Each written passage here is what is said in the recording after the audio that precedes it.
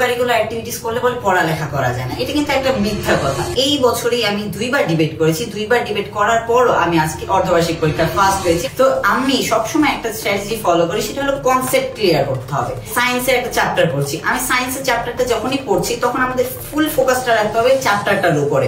আমার পাশের বাসায় কি হলো, বিড়াল ঝগড়া করছে কেন, এইসব বিষয়ে কিন্তু আমরা মনোযোগ রাখলে চলবে না, শুধুমাত্র ফোকাস করবো চ্যাপ্টারটাতে।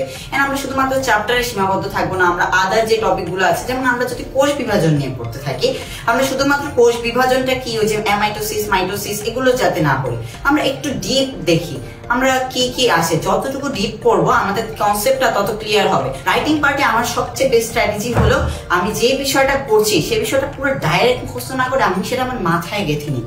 যে আমি শ্রমের মর্যাদা রচনা করছি, তাই বলে আমি শুধুমাত্র যা লেখা আছে শ্রমের গুরুত্ব কি, ব্যাখ্যা কি, এই কি সেই কি, আমি জাস্ট গাইড দেখে দেখে কেন পড়বো? আমি পড়বো যাতে আমি এগুলা বুঝতে পারি। আর এর মধ্যে আমাদের বেস্ট যে জিনিসটা, আমাদের অস্ত্র, সেটা হলো এআই। এআই এর মাধ্যমে আমরা যদি কোনো কনসেপ্ট বুঝতে না পারি, আমরা কিন্তু চাইলে ওগুলো আমরা আস্ক করে আমরা অ্যান্সারও পেতে পারি যে সায়েন্সে কিভাবে ভালো করতে পারি। ইভেন আমরা চাইলে কিন্তু সায়েন্সে কিভাবে ভালো করতে পারি এই টিপস এন্ড ট্রিক্স এআই থেকেও নিতে পারি।